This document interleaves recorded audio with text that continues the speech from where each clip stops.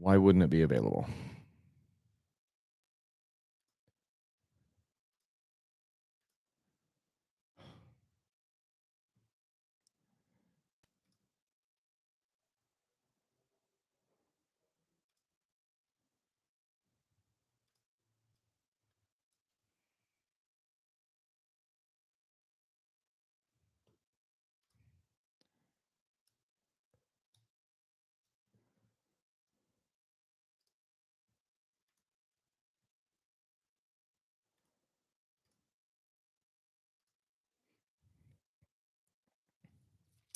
What's going on, everybody? It is May 31st, 2023. I can't believe we're already almost done. Well, we are done with the month of May. We've just got a few hours left in May, and we're cranking this thing out. So when you come in, let me know where you come from, and then let's bring the questions. Let's kind of get them going. A couple of housekeeping items just to mention. Tomorrow is the sweepstakes. It's the June sweepstakes for Dirt Bike Channel. We're giving away a 2023 2023 TM 300 ESF I2T. And I laugh every time I say it. And the 2023 KTM 300 XCW. So both of those bikes are going to be given away in the month of June to some lucky DBC fans. So I'm pretty excited about that. Also, other things, I got to ride the entire Enduro range for KTM for the 2024 model years. So KTM invited me and a few other off-road specific people, media type people, influencers, to come out and ride the 2024 Enduro range. And so that was pretty cool. That was in Ohio. It's like the Clear Creek Ranch. I think it's like the Russell Ranch out there. So I put out one video on it. I've got some more content I want to do. I've just been so last week I was so busy because I had graduations for all of my kids. So I still need to get some of that content out. I've got some thoughts and some things, and you can ask any questions that you want. We can go through it right here. But I got to ride the 150 XCW, 250 XCW, 300 XCW, and 450 XCFW. Those were the bikes that they had there, and I got to ride them all. So I spent a bunch of time on them. So yeah. Um, so if you want to get entered to win the two bikes that I'm giving away tomorrow, that all starts. You can get automatic entry by visiting my website, dirtbikechannel.com tomorrow, and placing an order for hats. See, this is a hat that I'm pretty excited about. The lighting is weird off this. This camera is always updating. I have a light here, but these are Dirt Bike Channel hats in sand color. They came in at the end of last sweepstakes, and I didn't get to sell any of them really, or not that many, because they came in at the very end. But I'm really liking these. So I have these hats in a few different colors now: white, black, and then this sand color. So I really like that. And also, you can use my links to Rocky Mountain ATV. So those are also great. Rocky Mountain ATV is a great way to do it. And actually, you're getting more entries now from Rocky Mountain ATV than you used to. I used to only give 3 entries for Rocky Mountain ATV. Now I'm giving 5. So anyway, some pretty cool stuff. And we also modified some of the rules such that it protects our DBC faithful, which if you're watching this, probably are one of those. It'll protect us so that we don't give dirt bikes away to like rando people that just enter. Like, what I found out is my sweepstakes got listed on at least one or more websites where they're like these sweepstakes websites, and then you have rando ladies, or I don't want to paint with too broad of a brush, but random people that will just send in postcards, not knowing anything about what the sweepstakes is. So we carefully crafted some language such that it's harder to get entries with postcards. I have to have postcards as a free method of entry, um, but it's harder to get entries with postcards, and you can disqualify yourself very easily. Luckily, also, that lady that was drawn was disqualified automatically. You can imagine how frustrated I was with the sweepstakes company, because in order to get entries with your postcard, you have to have name, address, email address, and birth date. And I know that's a lot of stuff to have in a postcard, but those are the rules. And in some ways, it's meant to discourage you from just sending a postcard, because postcards don't fund these things. But anyway, she disqualified herself.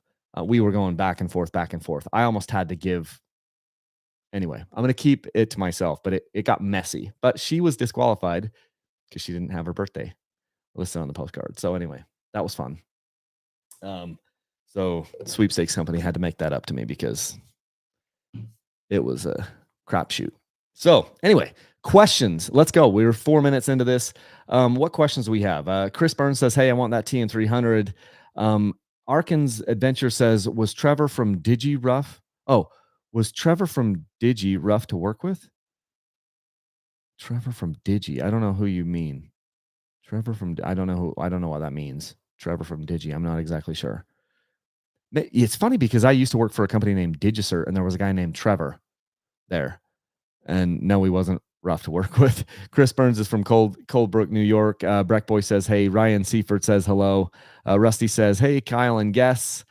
BSM 2919 says, "Hey, everyone."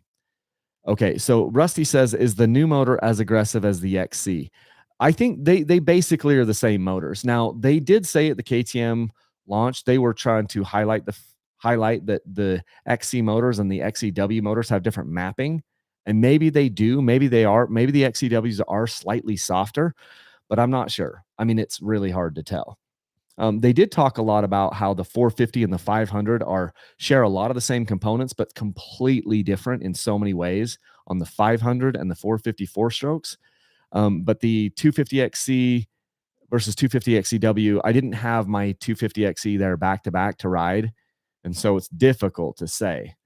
But they are aggressive motors in the 2024 KTM TBI line.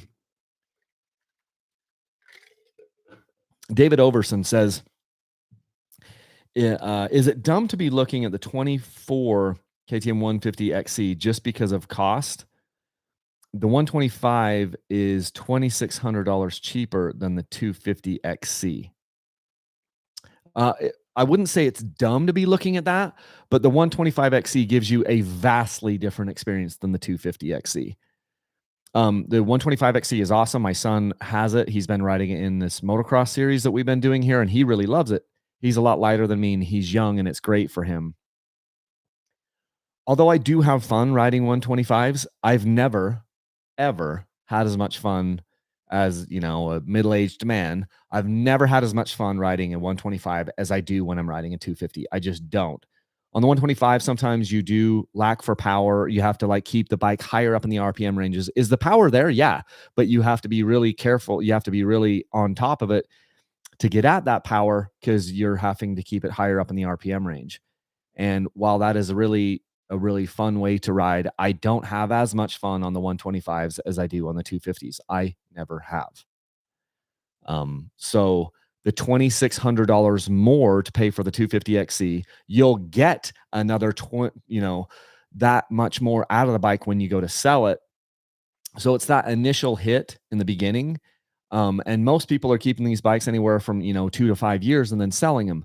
And 250s sell for more than 125s. And so it's just one of those things. I personally have always had more fun on a 250.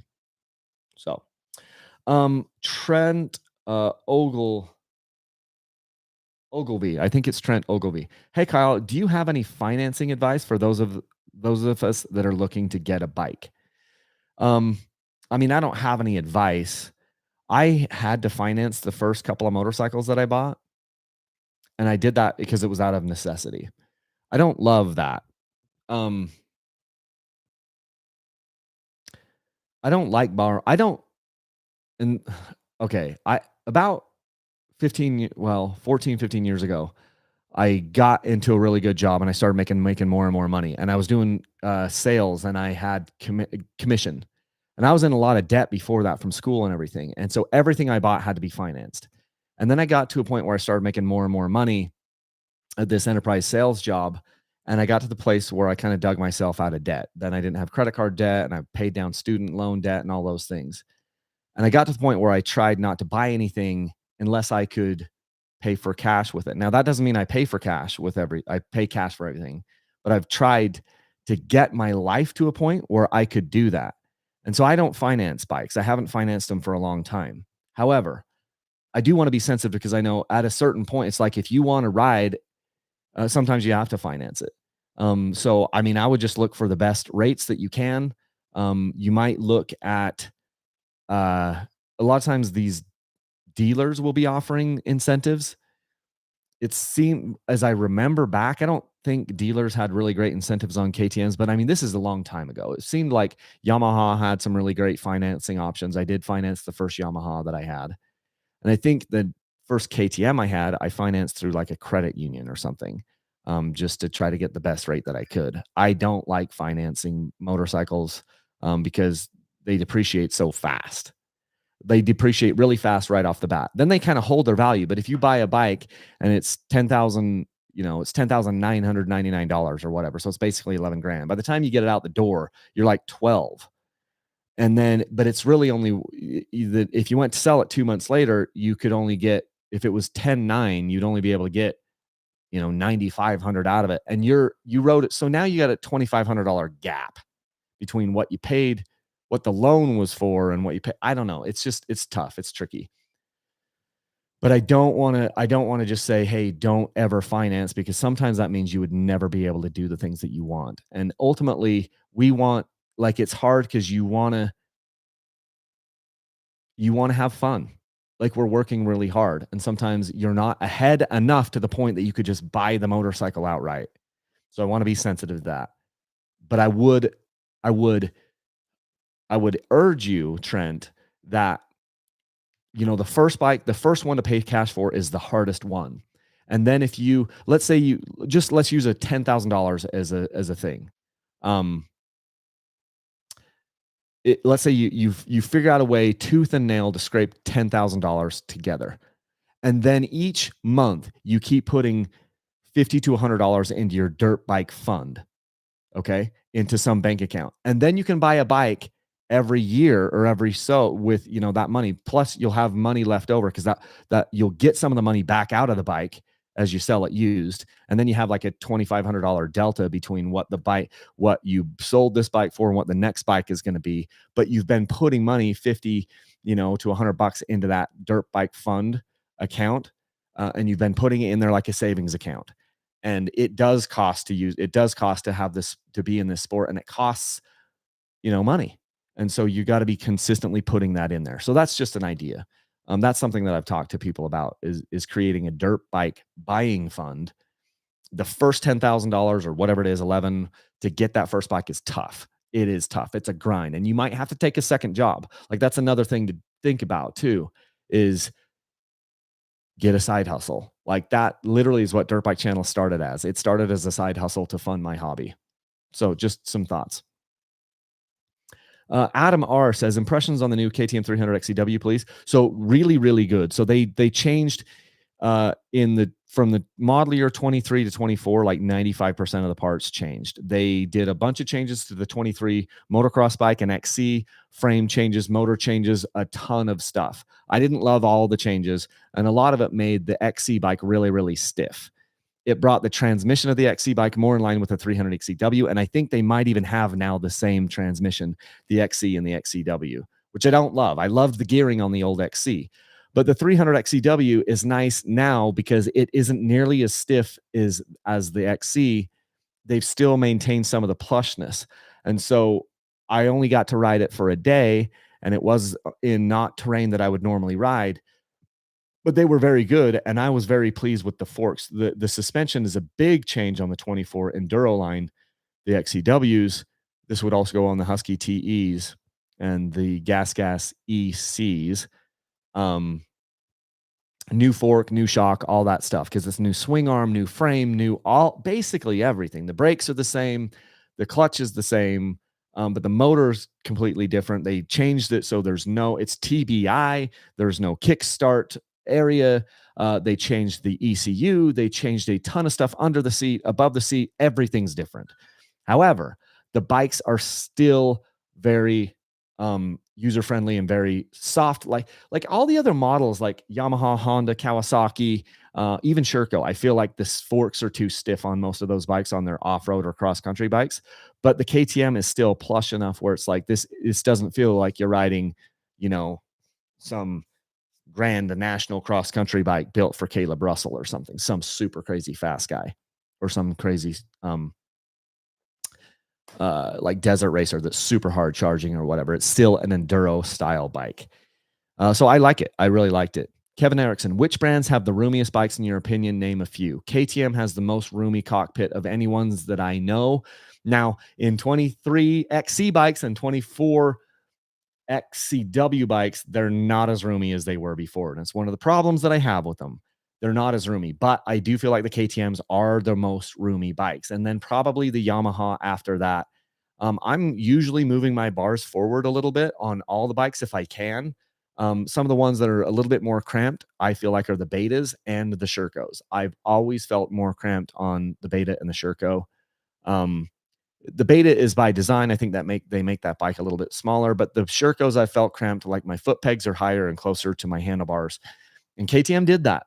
They made the 23 XC and the 24 XCW bikes where the foot pegs are up higher. They even said it in their little presentation on the frame. So they made a lot of updates to the frame. Probably a lot of them are really good for high speed. I don't know that they're that great for low speed, to be completely honest with you. And I feel less room on the 24s than I did, or the XCWs than I did on the 23s. So that's a little bit of a downer. Dirtable says, any idea if the stator is bigger on the XCW versus the XC? Any fuel pump changes from the XC style? So yes, the stator, I don't have the exact output, wattage outputs, like a data sheet that says how much it does, but I did ask directly the marketer for North America in KTM when I was at the event and said, hey, what's the deal with the stator on the XCW? Is it going to have enough power to power a light and a fan? And they said yes. Now they said, yeah, it'll be very, very similar to what the TPI stator was on the XCWs. Why they didn't put a bigger stator in the XCs pisses me off, because it's hard to run anything with the output on the stator on the 23 XC bikes. It's almost like you can run your battery dead just even running a fan. You could possibly. I haven't yet, but I think if it's running a lot during the summer, it would run the battery dead because the stator isn't putting out enough wattage to actually cover that. But the XC bikes, they've assured me, or the XCW bikes, the Enduro bikes, they've assured me they do have a much higher output stator, maybe as much as 200 watts, similar to what the TPI bike had in 23. When you say fuel pump changes from the XC style, I don't know if there are any fuel pump changes. I will say, though, with the new tanks that they have, the fuel tank is larger than it was before. On the 23 XCWs, I believe it was 2.25 gallons. And I'm just going off numbers off the top of my head. I think the 24 fuel tank on the XCW is like 2.37 or something. So it's slightly larger.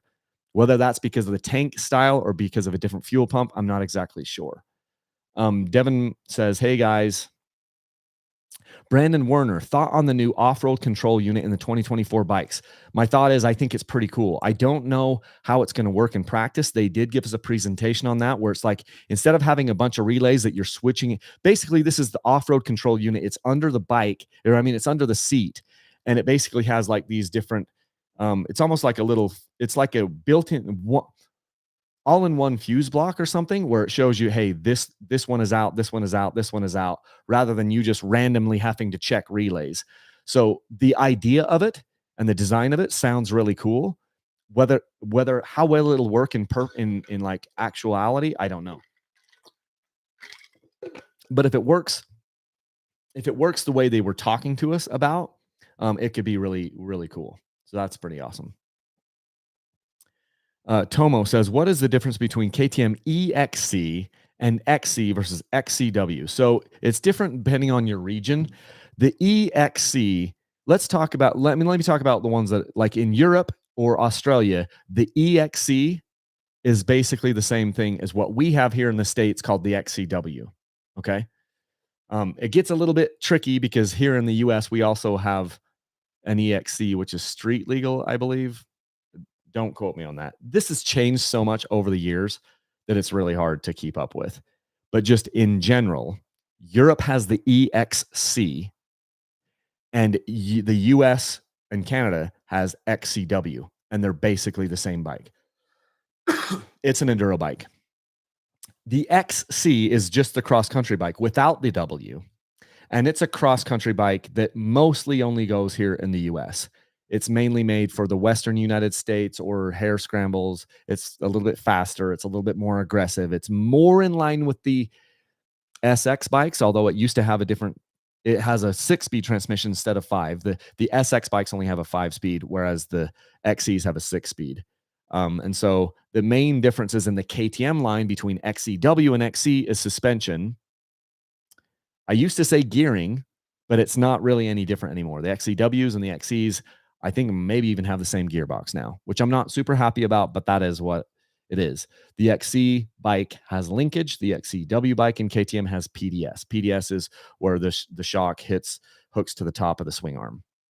That's nice for off-road riding because you're not hanging up on rocks and logs and roots or whatever. So in the PDS riding for off-road single track and most of the stuff you see me doing, I actually kind of prefer the PDS. So yeah. Daniel Crooney, why linkage suspension over non-linkage? Okay, we were just talking about that. So linkage suspension on the rear gives the ability for the tuners, it just gives more travel and more adjustability, a better mechanical advantage, I believe, for motocross, for big hits and big, long sweeping changes and things. It gives them some definite advantages for motocross and supercross type stuff, big hits, big jumps. It gives them a better ability to tune for those situations. Non-linkage, which is PDS, where the shock hooks on the top of that swing arm, like I mentioned, is less components. So there's less components there. It's less weight, less maintenance. You don't have to be, checking linkage bearings and those types of things. And it's not hanging up on any logs and roots, and you don't have to cover it if you're doing off-road riding with like some sort of a extended skid plate or whatever. So if we're just doing quote hard enduro or soft enduro, I mean, there's a lot of advantages to the PDS, and I really like it. Kenny McFarland, can you speak to the gearing difference between the 24-300 XCW and the 24-300 XC? I don't think there is any difference now, Kenny. Now, don't quote me on this because I'm not saying I know there's no difference, but I haven't been able to feel any difference. I haven't yet had a XC and an XCW together. So I was just going off of memory of what it felt like. But I feel like the gearing is the same now. And I'm sad because I first got my XC, the first XC bike I had was like 2015. So 2015 to 2022 model years, those 7 years, the XC was my favorite gearing. It had a little bit higher. It wasn't SX gearing, but it was different than the XCW gearing. And it was like a progressive semi-close ratio. And I loved it. A little bit higher first gear than on the W. And I loved it. Now it appears to me that the XCW and the XC are sharing the same gearbox. That way they wouldn't have as many part numbers and things. So it kind of makes sense from a company standpoint. And probably a lot of people like it. I don't maybe like it quite as much. I like the old gearing on the XC better, I believe. BSM 2919 says, I know you'll probably have more content coming on, but I'd love to hear more about the KTM trip. Yeah, I will. Rusty, how does the TM 300 compare to the 24 KTMs? I don't want to spoil it because I want to do the full review on it. But it's a little bit even more cramped than the 24 KTMs, the TM. It vibrates quite a bit more. It is a carbureted bike and it does have really, really good power.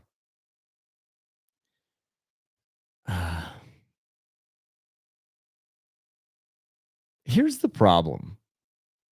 I try to go into every review completely open-minded as much as I can. And I do, and I do a pretty good job of it. And I was still open-minded.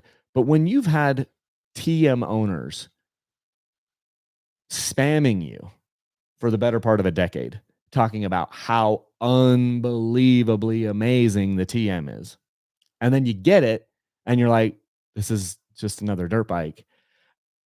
It's a little bit deflating. Now, this isn't for me to say I don't like the TM.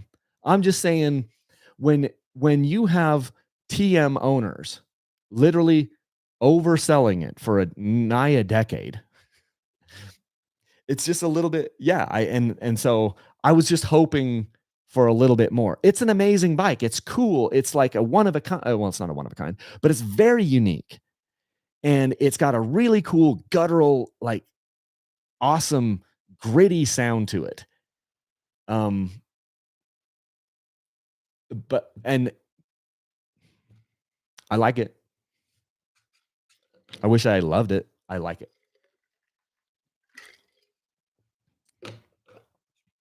Let's see.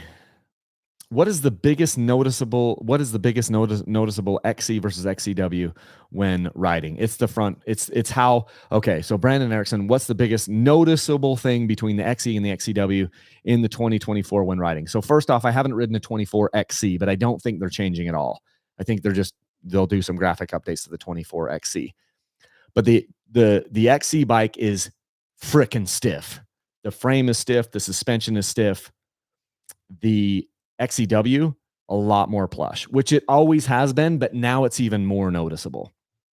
And so my feeling is for the types of riding that most of us are doing, off-road, single track, enduro style riding, most of us on this channel anyway, we're going to gravitate more towards the XCWs. They also have it's a heavier clutch weight or flywheel weight, whichever. I don't know if they're putting it on the clutch or the flywheel, but it has a little bit more luggability.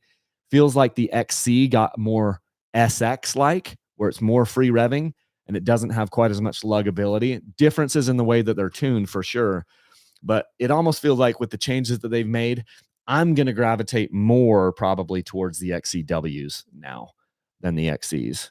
That kind of makes me sad. We'll just see. I'll keep riding them and keep seeing this summer and into the fall. Barking Mad, been really loving my 23 Beta X trainer. I'd really recommend it to new riders as well as seasoned ones. Suspension is the biggest bummer on it though. Yeah, this is what keeps me from the Beta X trainer, Barking Mad. I don't love, it's almost like it's a cross between a trials bike and an enduro bike. And I prefer the 200 RR in the Beta line. It's a snappier motor. Like the X trainer is like a detuned 300cc, which is fine because you can up tune it, but you're stuck with the frame that they give you and you're stuck with the suspension that they give you. And so for me and my money, and when I am recommending bikes to people, and I don't want to take anything away from your X trainer, I'm just saying that I feel like the upside to the 200 is a little bit better. I like the stepping stone of the Beta 200RR better than I like the stepping stone of the Beta X trainer. Just me personally. Different strokes for different folks. David Overson, thank you, Kyle. Appreciate the insight and the resale of the 125 versus the 250. You're welcome. Atkins Adventure says, I have a 21 Beta X trainer, and I also don't love the suspension. Tightened it, fixed it for me. Good input.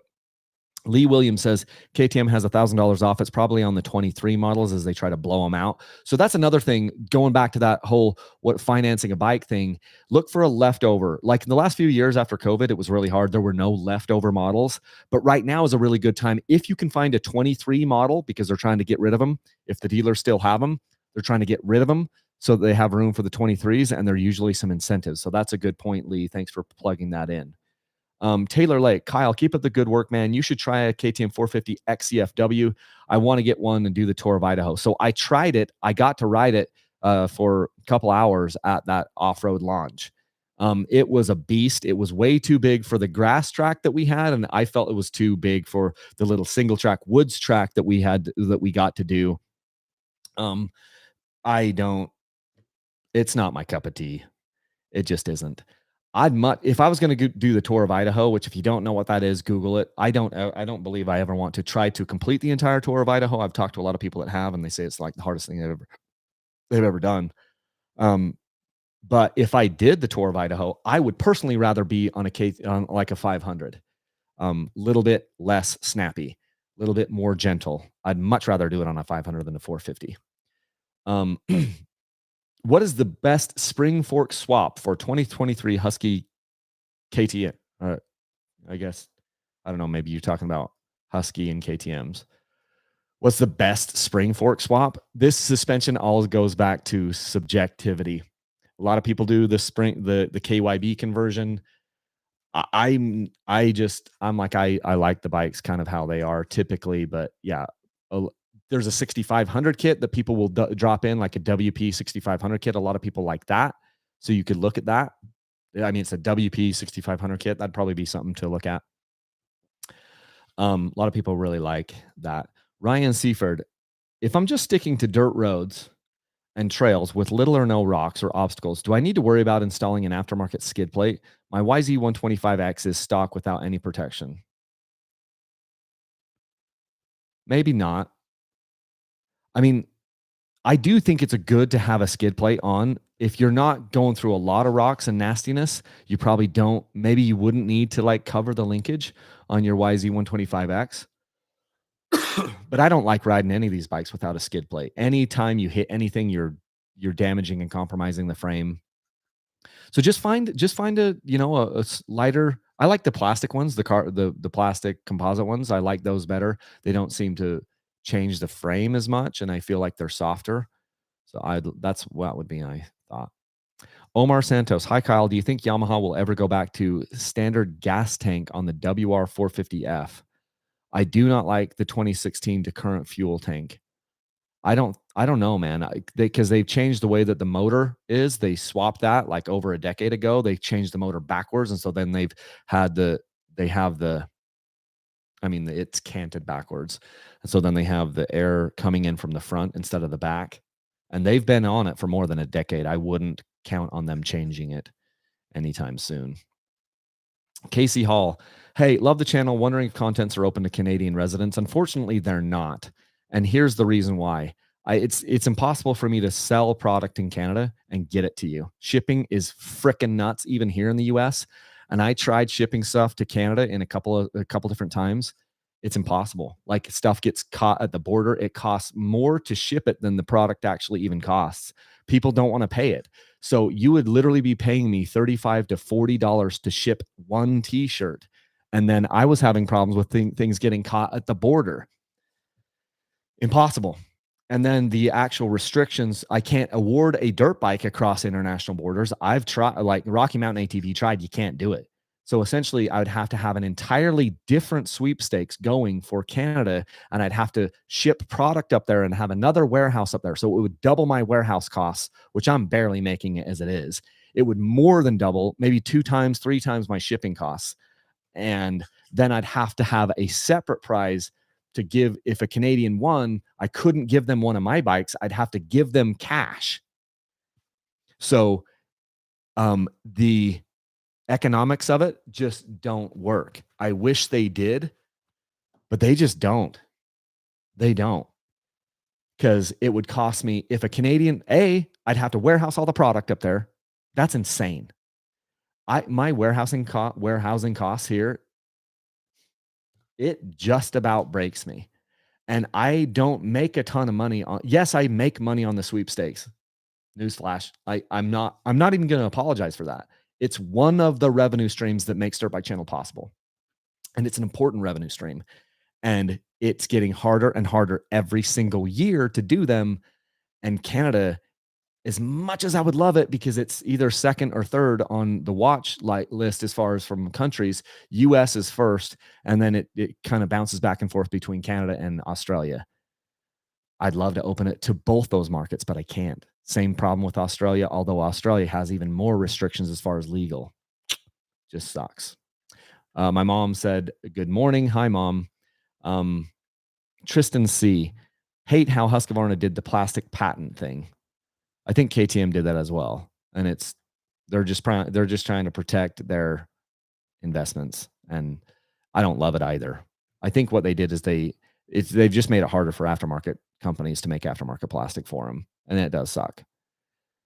Brian, will the Husky FE350 be a full redesign for 2024? I think they all are.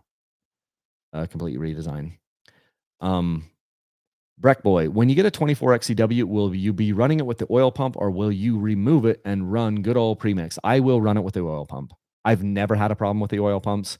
I understand some people have. I understand some of those have gone out. But at the same time, I've never had it happen. And like the question is, do you change things on your car or your truck just because it might fail? Because your oil pump might fail on your truck and then your motor would burn down. You know, your fuel pump might fail on your car. So does that mean you do things differently? I've never had a problem with it. I love how they'll have an XCW, which will be oil injected, and they'll have the XC, which is a premix bike.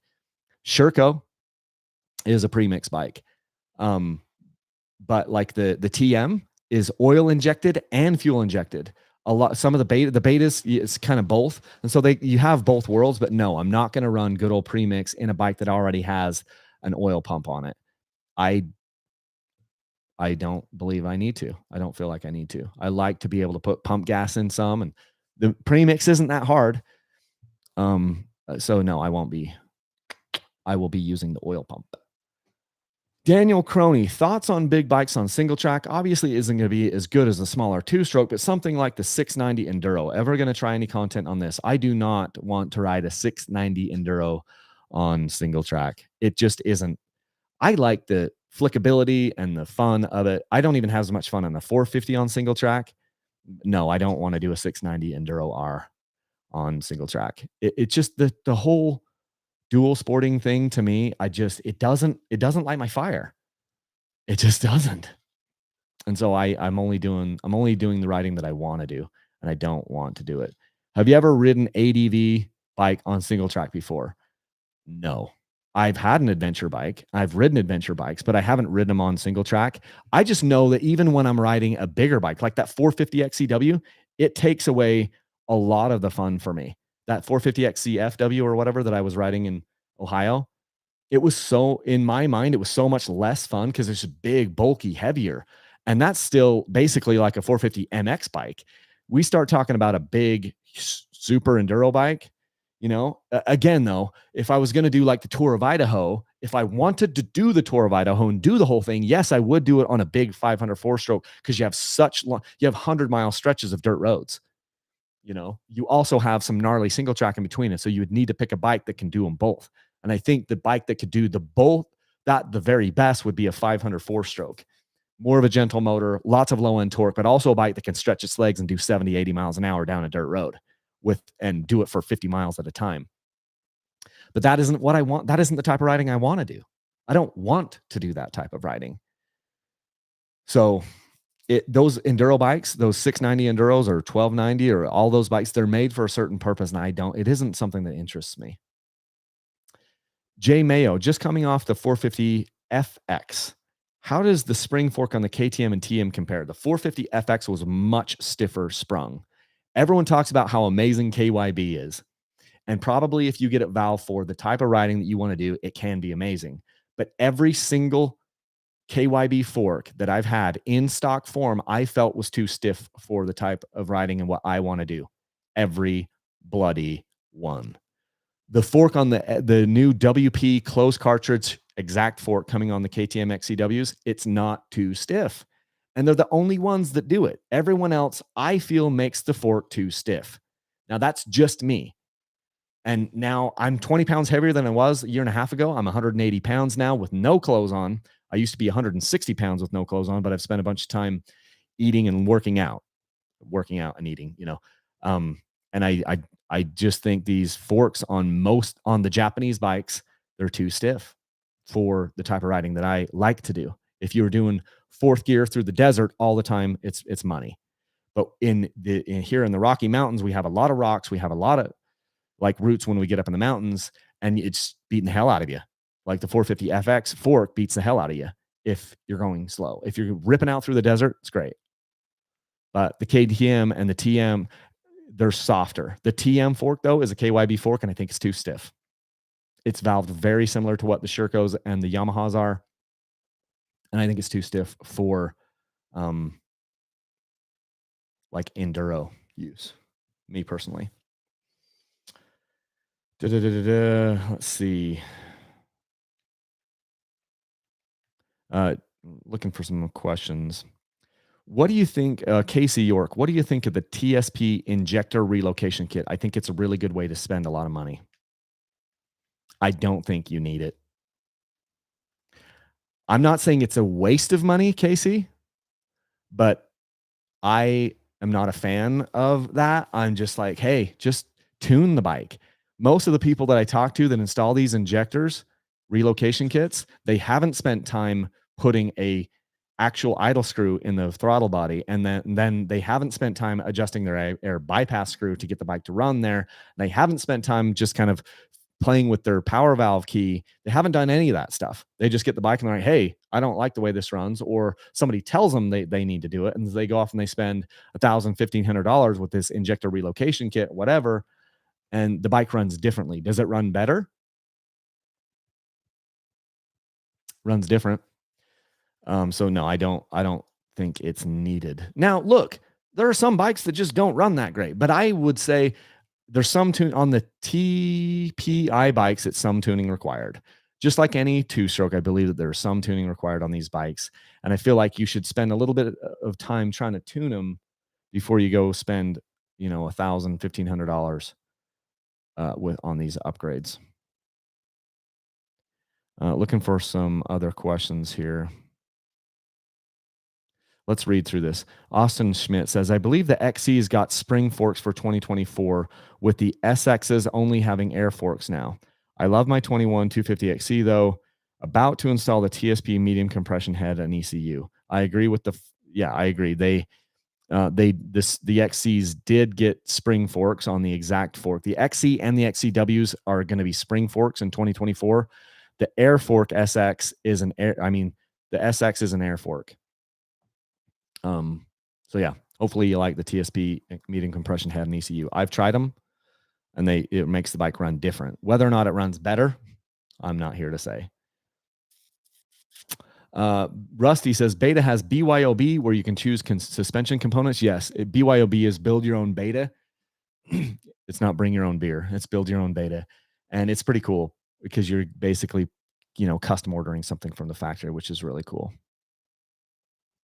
Carl says the Beta X trainers do very well in hard enduros, and you can get a gold medal if you totally revamp the suspension front and rear. So don't sell them too short. While those things are true, Carl, I would say the Beta X trainers do well in hard enduros if you've got a really good hard enduro rider. All of the bikes do really well in hard enduros if you're a good rider. I personally just don't like them, and I don't like the X trainer. I don't like it. I don't want to sell it short, but I don't like it.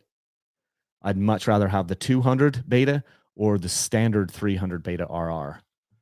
Don't like the small little frame with small suspension and small brakes. To be honest, I don't know if they have the smaller brakes. Some of the bikes do have more of a small downsized brake. I don't know if the X Trainer does or not. I can't remember, but I don't like how small they are, and I don't like the suspension on them. Because Carl, I'd rather see somebody get a 200 RR and lower it, or the 300 RR and lower it, than the Beta X Trainer. Hi, Kyle. I know it's random, but would you be up for going to do one of the races for the 2024 Glen Helen Endurance Series? I was supposed to do it a couple of years ago, and then I got COVID. It was just going to be a fun thing to do. I'm not into the racing scene. I've never wanted to race. I don't even have an inkling of the desire to race. Other people do, and that's great. But I got invited with Rocky Mountain ATV to go do the 24-hour endurance race, and it was going to be some, influencers and stuff. And I feel bad that I couldn't go because it was going to be for the experience or whatever. We were just going to have fun. I'd be more interested in doing a team race, but I really don't care if I'm faster than anybody. I just don't. My son's doing a motocross series right now here in Utah, and he's loving it, and that's great for him. But I've just never wanted to race ever one day in my life. I just don't give a shit. Sorry. I like, and this is going to sound weird, but because I'm influencer or whatever, I don't love crowds of people. Typically speaking, if I see a bunch of people going to one area, I just go the other way because I'm an introvert. Some people are riding for the camaraderie of it all and the social aspect of it all. I'm not. I'm sorry, and I don't want to offend anybody, and I don't want it to sound mean, but a huge part of I think why people want to race is because they want to be around other people, and man, it makes me sound like a jerk. But I don't want to be around people.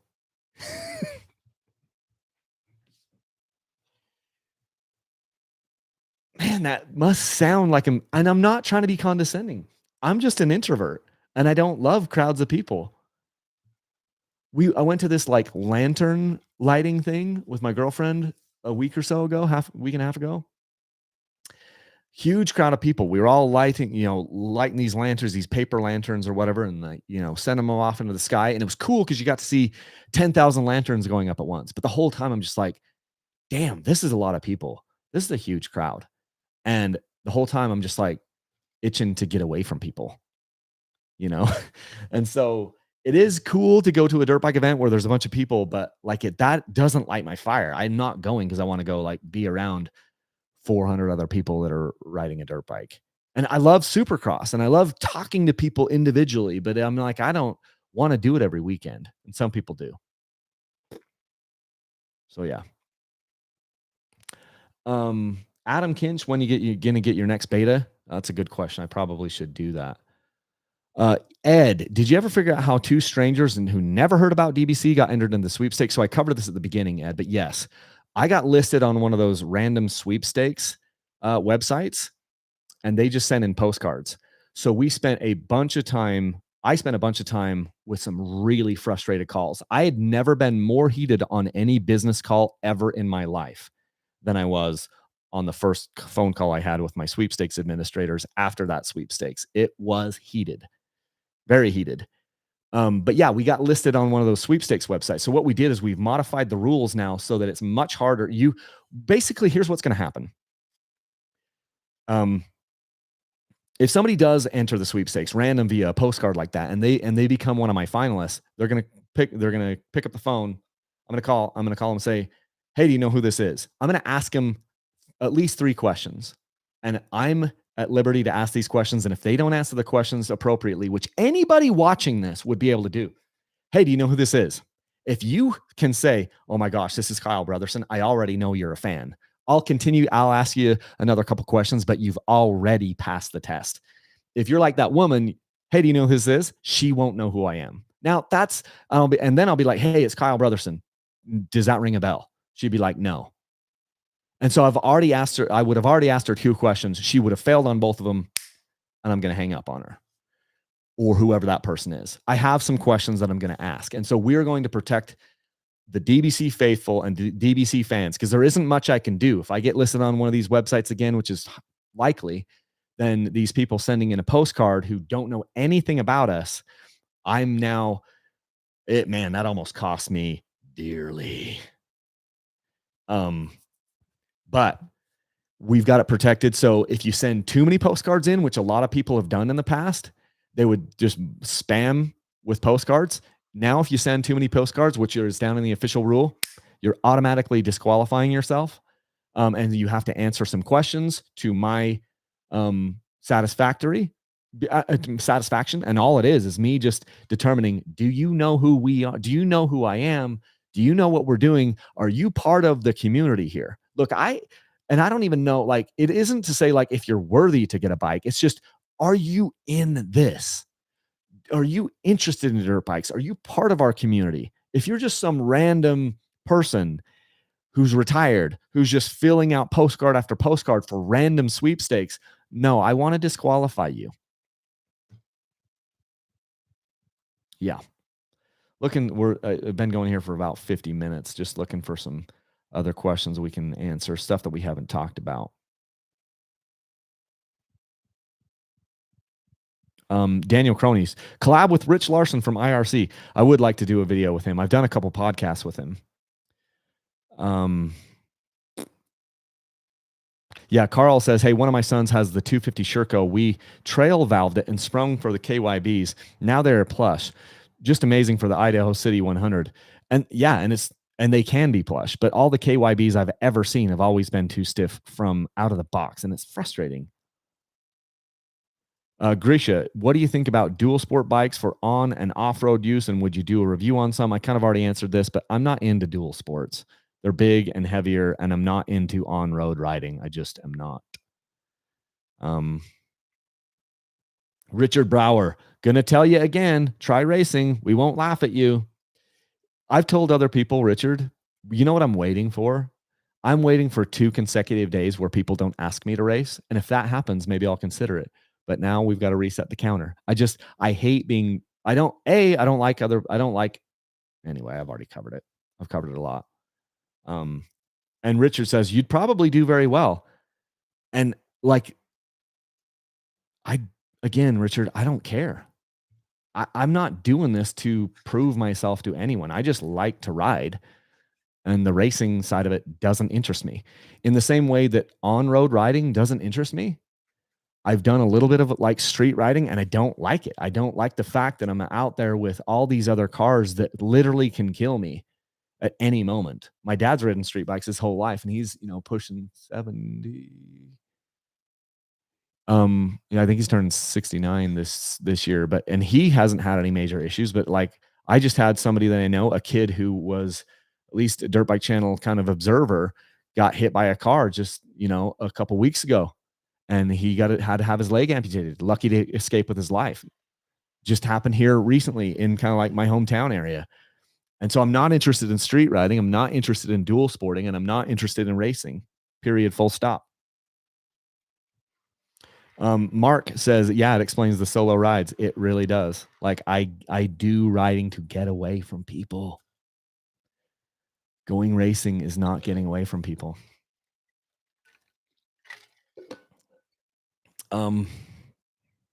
Riding with a buddy is one thing, but when you get a large group, there is always someone acting like a fool. True. Robert Ponsford, a true motorcycle man wants to be better and better because that's the buzz. Yeah, and I want to be better and better. Certainly.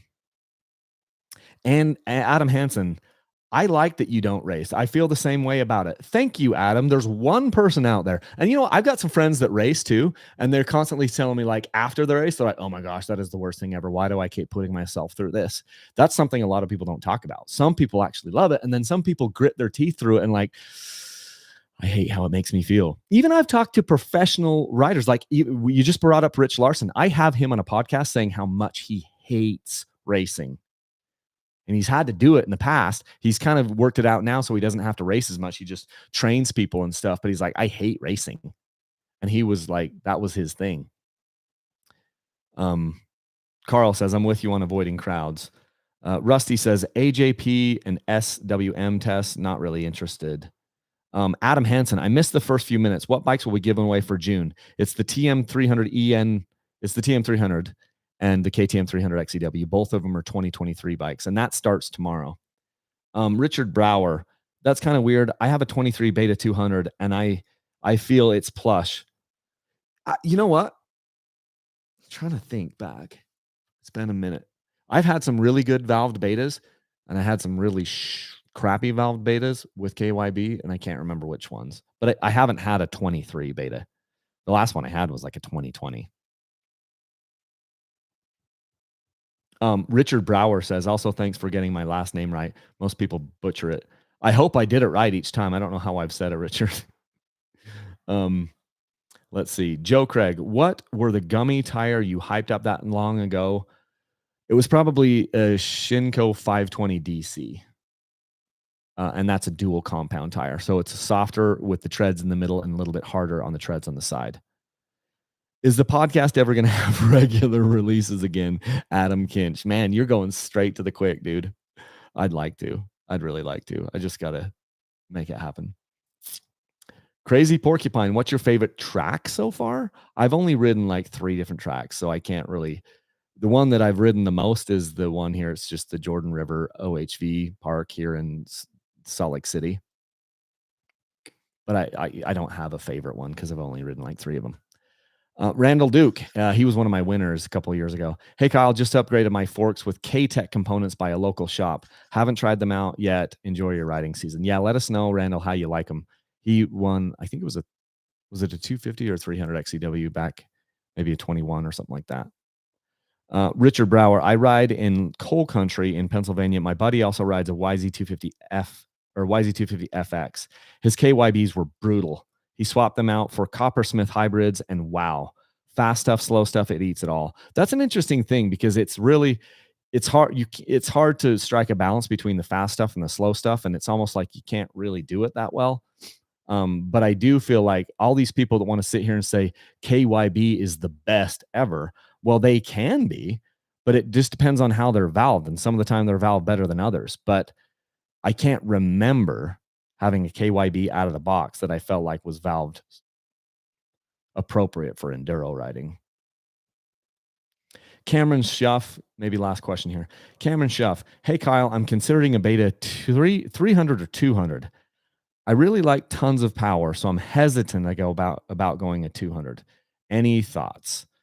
Um, I mean, in general, I like the power delivery.